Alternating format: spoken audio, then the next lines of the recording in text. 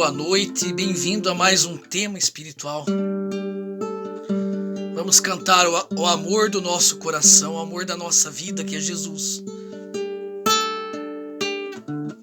A tua face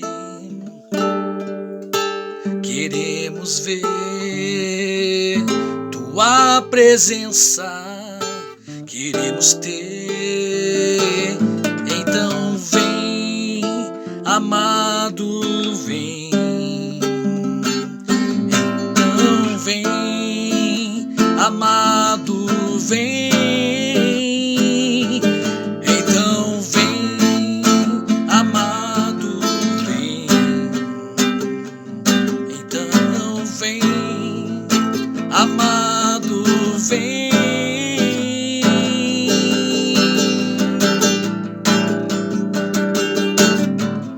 Deixa teu rio fluir, deixa teu vento soprar, deixa teu fogo queimar até me consumir. Deixa teu rio fluir, deixa teu vento soprar, deixa teu fogo queimar até me consumir.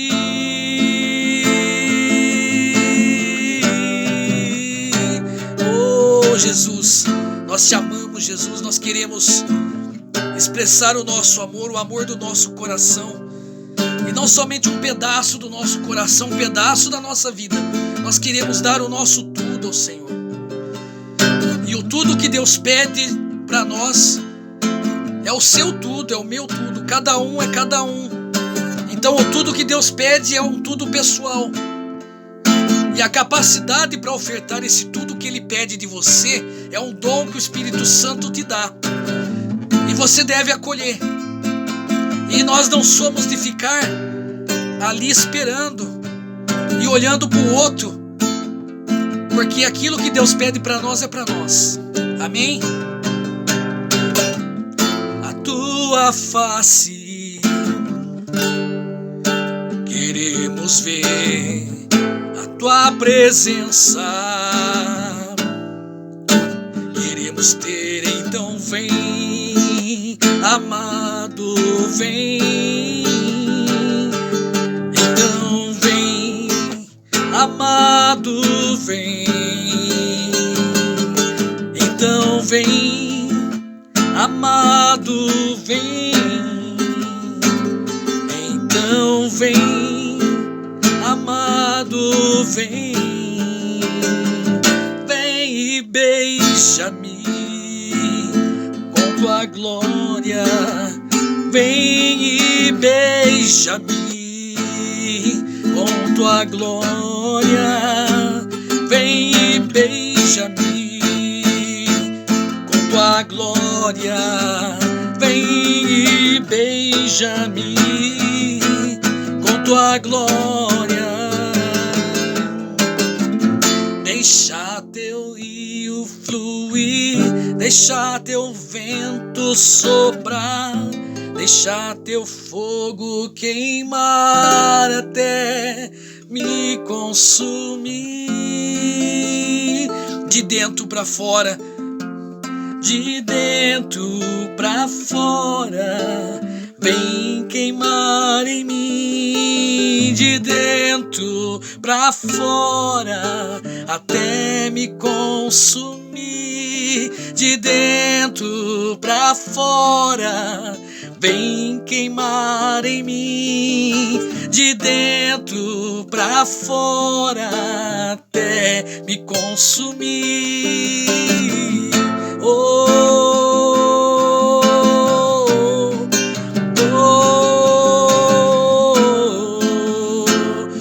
Dos Cânticos dos Cânticos, e nós podemos entender ele como um grande diálogo entre a nossa alma e Jesus Cristo, ou o grande diálogo entre o noivo e a noiva, entre Jesus Cristo e a sua igreja. Mas uma linguagem mística, espiritual, é a linguagem do céu, é Jesus conversando com a nossa alma. E começa com o clamor, vamos dizer assim, da amada.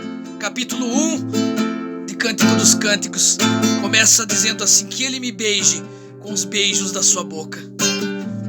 Deixa teu rio fluir, deixa teu vento soprar, deixa teu fogo queimar até me consumir. O beijo de Jesus. O Salmo 2, que é um grande salmo messiânico, diz assim: beijai o filho, para que ele não se irrite. Beijai o filho. Nós queremos mandar um beijo para ti, Jesus, mas mais do que mandar um beijo, nós queremos beijar o Senhor e queremos deixar que o céu nos beije. Nós queremos viver tudo aquilo que o Senhor tem para nós da parte do céu. Nós não queremos desagradar o Senhor com coisa nenhuma. Por isso, Senhor, nós pedimos, Senhor, que o teu Espírito Santo venha nesta noite e nos dê entendimento, para que nós possamos tratar com toda a perícia, tratar com todo o cuidado desse assunto tão delicado que o Senhor nos pede de tratar hoje. Vem e beija-me com tua glória, vem e beija-me com tua glória, vem e beija-me com tua glória, vem e beija-me com tua glória.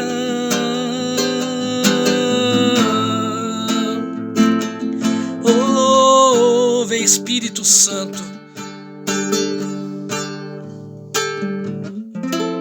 na nossa mente e abre o nosso entendimento, em nome do Pai, do Filho e do Espírito Santo de Deus. Amém. Deus nos pede de falar sobre um assunto muito delicado, né? As pessoas falam assim: mas o senhor vai ser padre e o senhor é casado, pode padre casado? E esse tema sempre, em todos os lugares que a gente vai, com todas as pessoas que a gente conversa, né? Eu queria começar tratando desse assunto, que é um assunto espiritual, com Mateus capítulo 22. Ou melhor, vamos começar com Mateus 19. Mateus capítulo 19, versículo 10. Está escrito assim na palavra de Deus: os discípulos disseram-lhe: se assim a condição do homem em relação à mulher, não vale a pena casar-se. Ele acrescentou, Jesus agora falando: nem todos são capazes de compreender essa palavra, mas só aqueles a quem é concedido. Com efeito, há eunucos que nasceram assim do ventre materno, e eunucos que foram feitos eunucos pelos homens, pela mão dos homens. E há eunucos que se fizeram eunucos por causa do reino dos céus. Quem tiver capacidade para compreender, compreenda. Amado irmão, amada irmã, nós somos de uma igreja de tradição anglicana que é ligado a uma tradição ortodoxa, tá? Diferente das igrejas anglicanas que talvez você conheça por aí pela televisão, do rei Henrique VIII, do arcebispo de Cantuária, né, de Canterbury, lá na Inglaterra.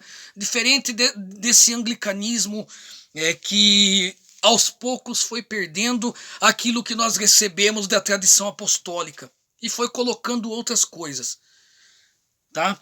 Diferente deles, nós seguimos uma linha ortodoxa. Mesmo na igreja ortodoxa, que é uma igreja rígida, os presbíteros, os sacerdotes, os padres são casados. Mas há também aqueles que não são casados, que são celibatários. Por que isso? Porque nós entendemos que o celibatário, a vida celibatária, é uma opção de vida. É algo que a pessoa deve ofertar voluntariamente e não está necessariamente ligada ao sacerdócio. Então nós devemos entender o seguinte: a partir desse texto de Mateus 19, versículo 10, tem aqueles que não se casam porque tem algum problema congênito. Jesus está falando aqui, nasceu com alguma deficiência, então ele não vai poder ter o relacionamento sexual, né, o convívio sexual com sua esposa. Então ele não se casa, porque ele nasceu assim, ele nasceu com uma dificuldade congênita. Ele não tem a capacidade de ser marido, de ser um genitor, de dar prazer à sua esposa. Então, por essa deficiência, então ele não se casa. Foi feito, nasceu assim do ventre materno. E há também aqueles que foram feitos pela mão dos homens. Na época de Jesus, né, eram os chamados malacóis, né, essa palavra malacói, que também está em outros textos da Bíblia também, né, onde traduziram por homossexuais, que não tem nada a ver com isso. Né? O malacói, em grego, é aquele que foi, vamos dizer assim, lesado pela mão do homem, né? Então eles pegavam um homem, um jovem, e eles castravam esse jovem, né? Para que ele pudesse cuidar do harém dos reis, para que ele pudesse cuidar das mulheres dos reis. E aí não teria problema de ele cair em tentação com as mulheres desse rei, né? E assim poder cuidar delas, né? Um homem cuidando delas, porque homem é homem, não é mulher, né? Tem força, tem capacidade, tem um jeito masculino de cuidar. Mas para ele cuidar dessas mulheres dos reis, ele teria que ser castrado para que ele não tivesse relacionamentos com aquelas mulheres, né? Não perdesse a cabeça. Muito bem. E há aqueles que se fazem eunucos, ou seja, não se casam e não vão ter relações sexuais, né? Nem com mulher, nem com homem, nem mulher com mulher, nem homem com homem, tá? Não vão ter relações sexuais, tá? Então, por isso, não se casam, ok? Porque não seria um casamento legítimo. Um homem que fez a escolha de viver a vida celibatária por causa do reino, tá? Por causa do reino, não teria sentido, né, ele casar-se, porque ele não vai dar prazer à sua esposa e nem vai ser um genitor, nem vai gerar filhos, ok? Isso é bíblico, isso está aqui, né? Como assim é bíblico? Então daí que a gente entra na questão do Mateus 22:30, além de ser bíblico, além de estar aqui muito bem claro em Mateus 19, versículo 12 ao 13 e 14, que eles se fazem, as pessoas se fazem eunucos, ou seja, parte dele se fazem eunucos por causa do reino dos céus. Por que por causa do reino dos céus? Porque é uma antecipação escatológica do que vai ser lá na frente, quando chegar o reino definitivo, quando Jesus vier estabelecer um novo povo, um novo reino, o reino definitivo de Deus. Então ali em Mateus capítulo 22, versículo 30, por favor, se você quiser pegar na sua Bíblia, pegue. Nós lemos então Mateus 19, do versículo 12 em seguinte, anota aí, tá? Ou pausa o vídeo, procura, pega a sua Bíblia, corre pegar a sua Bíblia, vai ler, vai procurar o que está escrito na Bíblia para que ninguém te engane, porque aqui não tem ninguém trazendo engodo para você não, tá? Mateus capítulo 22, versículo 30. Veja bem, o que Jesus diz ali. Com efeito, na ressurreição, nem eles se casam e nem elas se dão em casamento, mas são todos como os anjos no céu. Ou seja, os anjos não se casam, os anjos não geram vida. Então, a pessoa que opta pelo celibato, ele está sendo uma voz profética, ele está profetizando aquilo que vai ser. É uma disposição escatológica. Ok? E existe também aqueles que não se casam, aqueles que são chamados virgens, então, né? Essas pessoas que são celibatárias, a Bíblia chama de virgens. E existe o quê? A virgindade, vamos dizer assim, dos tolos, né? A virgindade dos tolos. O que é a virgindade dos tolos? A virgindade dos tolos, tá? Se você pegar Mateus capítulo 25, do versículo 1, em seguinte, nós temos o que? A parábola das 10 virgens, ok? Ali são 5 prudentes e 5 tolas. Então, o que é a virgindade dos tolos? Está no documento antigo da igreja, tá? Não é eu que estou inventando coisa nenhuma, tá aqui. É até bom pegar o texto, ok? Para que não fique nas minhas palavras apenas. O que é essa virgindade dos tolos? Antecipação escatológica, já falei. a virgindade dos tolos. Tá nessa coleção aqui dos pais da igreja, dos pais apostólicos, tá? Eu estou aqui na epístola sobre a virgindade, que é um autor anônimo, não tem nome o autor, tá? Ali é citado, nosso Senhor Jesus chamou essa virgindade de tolice. Qual virgindade? Como está no Evangelho, na ocasião as virgens que não prepararam azeite para suas lâmpadas e deixaram suas luzes se apagarem, foram deixadas de fora do reino dos céus, excluídas da alegria do noivo, e nem mesmo contadas como amigos do noivo.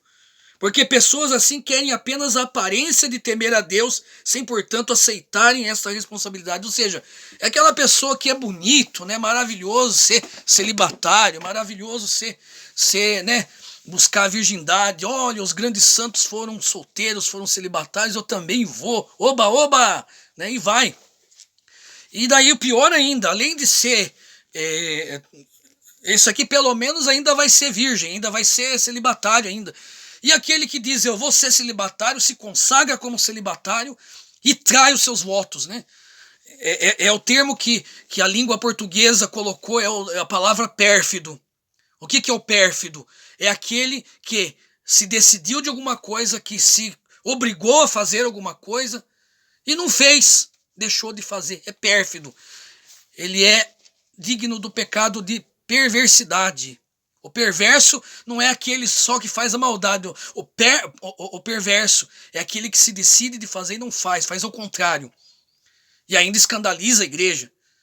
E o pior de tudo, não peca com pessoas que também estão querendo pecar voluntariamente. Peca, e entendam o que eu estou querendo dizer, e pecam com pessoas inocentes que são vulneráveis. Muito bem. Diante disso, né, nós vamos entender o principal argumento, né, bíblico para a vida celibatária é o apóstolo Paulo. E ele foi celibatário, ok? E ele foi celibatário mesmo. Ele diz em 1 Coríntios 7, vale a pena pegar isso. 1 Coríntios, capítulo 7. Vamos pegar lá rapidinho. 1 Coríntios 7, versículo 1 e seguintes.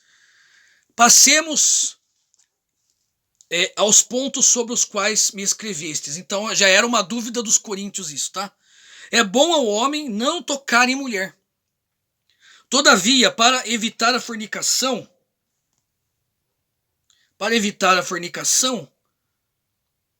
veja, para evitar a fornicação, tenha cada homem a sua mulher e cada mulher o seu marido. Então, vem vindo essa reflexão de Paulo mesmo, e essa reflexão que nós mesmos estamos trazendo, baseado aqui nos pais apostólicos, tá? Não é nenhuma doutrina nossa, é doutrina original da igreja, doutrina do começo, dos primeiros séculos da igreja, tá? Não é um dom para todos, tá? A vida celibatária não é para todos. Versículo 2 de 1 Coríntios 7. Todavia, para evitar a fornicação, aquilo que eu falei, o pecado, e o pior de tudo, não somente o pecado com quem quer pecar mesmo, né? O cara se decidiu a ser celibatário e ele encontrou uma moça que deu mole para ele, quer pecar com ele, quer fornicar com ele, e aí duas pessoas adultas conscientes do que estão fazendo. O pior é quando pega vulneráveis, né? Então, para não ter o quê? Isso aí não é argumentação de gente... Porque assim, o que acontece? É gente que não entende nada das coisas. Fala assim, mas não é melhor casar porque daí não comete pecado? Não, já é o próprio apóstolo Paulo dizendo aqui. É a palavra de Deus, ok? Que é lido em todas as igrejas católicas e protestantes. É a mesma palavra, tá? Diz assim, todavia, para evitar a fornicação, tenha cada homem a sua mulher e cada mulher o seu homem. Então não é um dom para todos, eu repito, não é um dom para todos. Cada um recebeu de Deus um dom, tá? E se a pessoa recebeu o dom de ser celibatário, nós da Igreja Anglicana Mundial que nós acolhemos. Tem irmãos que são sacerdotes, são presbíteros nossos, que são solteiros, decidiram não se casar. Tem solteiros que estão namorando para casar. Tem bispos casados, graças a Deus. Tem bispos também que se decidiram a não serem casados. Por quê?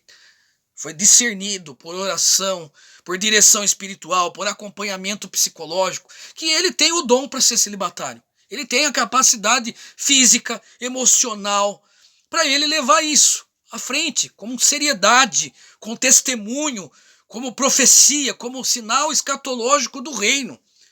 Isso é evangelho, Jesus falou isso. Nós lemos isso. Mas porque tem dom. Mas quem não tem dom, se ele vai para o lado celibatário, ele vai cair na fornicação uma hora ou outra. Uma hora ou outra ele acha o prato fácil. E acha muito por aí. Né? Vai para tal lugar, vai para uma cidade longe, encontra lá uma lanchonete, começa um papo. Pior ainda, tem coisas piores que acontecem por aí. O prato vem fácil. Tá? Então, para evitar essas coisas, cada homem tem a sua mulher, cada mulher tem o seu homem, o seu marido. O marido cumpre o dever conjugal com a esposa e a esposa cumpre o dever conjugal. Então agora eu vou dar um pulo, vou lá no versículo 6. Eu digo tudo isso como concessão e não como mandamento. Olha, o apóstolo Paulo não colocou como mandamento isso. É uma exortação. Pensa comigo. Quisera que todos os homens fossem como eu. Ou seja, que todos os homens fossem celibatários como ele. E seria desejável mesmo, tá?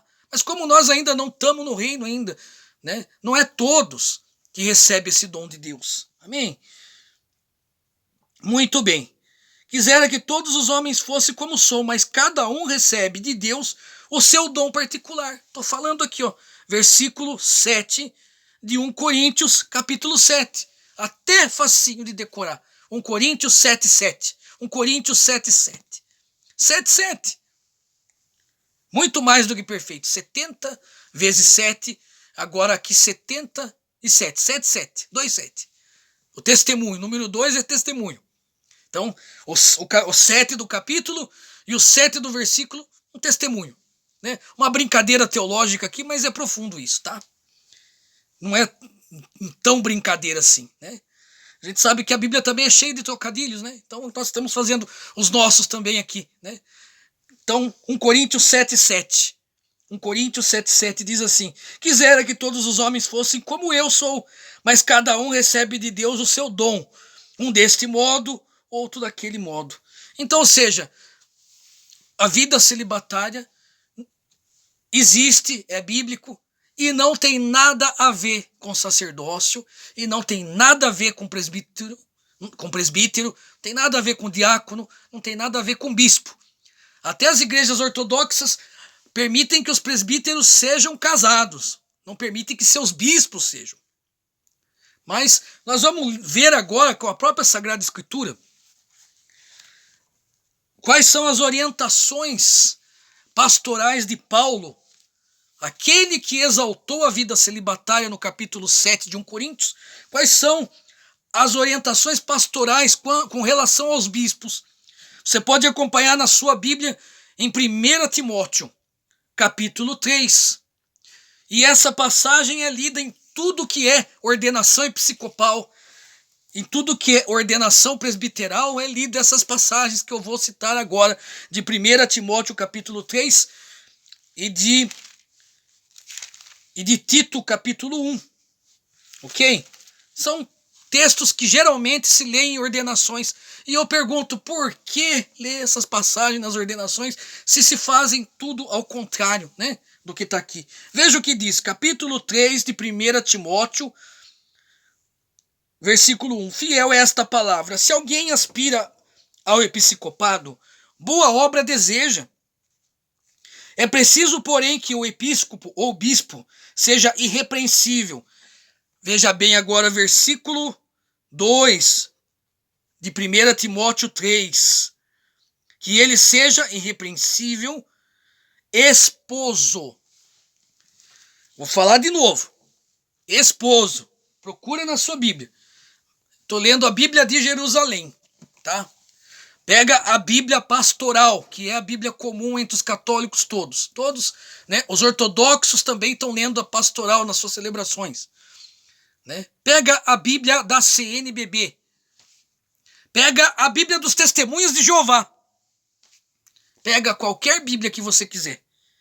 Você vai ler a mesma palavra. 1 Timóteo, pega João Ferreira de Almeida, King James, pega no grego, pega o que você quiser, tá? Tá escrito aqui que ele seja esposo de uma única mulher, tá? Não é esse negócio aí de também fazer a festa também, tá? Ah, pode casar, então pode sair fazendo, vai virar bordel. Não é isso. Não é isso. Muito pelo contrário, os padres casados geralmente são os que menos saem por aí fazendo bordel. Seja hospitaleiro, competente no ensino, versículo 3, nem dado ao vinho, nem briguento, mas indulgente, pacífico, desinteressado. Agora veja o versículo 4. Isso aqui é orientação pastoral de Paulo para Timóteo com relação aos bispos. Que ele saiba governar bem a própria casa, mantendo os filhos na submissão. Então tem que ser pai, tem que ser esposo, porque tem que ter filho, com toda a dignidade. É o mesmo apóstolo Paulo de 1 Coríntios. Ele disse que cada um tem o seu dom. Então, para não ter fornicação, que se case. Aí eu digo, vida celibatária não tem nada a ver com presbiterato, com episcopado, com diaconato na Bíblia. Tem a ver com uma opção pessoal. O cara pode ser leigo, o cara pode ser religioso, né? A vida religiosa em si pede a vida celibatária, tá? A vida religiosa, decidiu de ser religioso, decidiu de ser padre religioso, aí é outra questão. Aí é uma outra questão. Decidiu de viver dessa maneira porque tem dom. Decidiu porque examinou bem a própria vida. Ótimo, perfeito. Mas não tem nada a ver com padre. Não é requisito para ser padre. Nem bispo. Está aqui. Capítulo 3 de 1 Timóteo. Que saiba governar a própria casa. Versículo 5. 1 Timóteo 3,5. Pois se alguém não sabe governar bem a própria casa, como vai cuidar da igreja de Deus? Não é argumento de gente que não entende nada. Geralmente o pessoal fala, esse povo aí tá falando, não entende nada. E geralmente a gente encontra um tiozinho, uma senhorinha no meio da multidão que fala assim, como é que vai dar conselho para nós se ele não é casado? Evidentemente, aquele que não é casado e que estudou para isso, né, vai dar um ótimo conselho sim, tá? Não sou contra aos padres que são celibatários, porque é bem verdade que as nossas mulheres vão nos ginecologistas que são homens, né? E eles entendem mais delas do que elas mesmas. Muitas vezes os médicos ginecologistas precisam orientar a maneira dessas mulheres se tratarem. E eles não são mulheres, são homens. No entanto, as mulheres vão lá por quê? Porque se confia que este ginecologista, esse médico, tenha estudado, tenha se preparado para isso. Então, desde que o padre que é celibatário seja preparado para isso, ele pode sim dar um ótimo conselho aos homens casados. Mas aqui diz que um bom bispo tem que ter o testemunho doméstico, o testemunho da família. Então ele tem que dar esse testemunho. Então até agora, meus irmãos, nós temos acompanhado vários textos bíblicos. Nós lemos Mateus, começamos com Mateus 19, de 12 e seguintes. Nós lemos Mateus 22, do versículo 30 e seguinte. Nós lemos Mateus capítulo 25, versículo 1 e seguintes, que fala da tolice, da virgindade tola, do celibatário tolo, que é aquele que faz por fazer, que quer se mostrar diante das pessoas. Nós falamos de 1 Coríntios capítulo 7, do Paulo elogiando a vida celibatária e dizendo o seu desejo de querer que todos os homens fossem como ele, mas no versículo 5, no versículo 7 de 1 Coríntios 7, 1 Coríntios 7, 7, Paulo diz que cada um tem o seu dom e cada um deve servir ao Senhor da maneira como recebeu a capacitação para servir ao Senhor. E nós lemos agora, por último, a 1 Timóteo capítulo 3, falando sobre os bispos, que eles devem ser marido de uma só mulher, devem ser bons pais, devem ser testemunho de um marido bom, de um pai bom. Então, nós vamos para uma segunda etapa, onde nós vamos começar a analisar como que Paulo desenvolveu a sua vida celibatária. Nós pedimos, Senhor, que o Teu Espírito Santo prepare o nosso coração.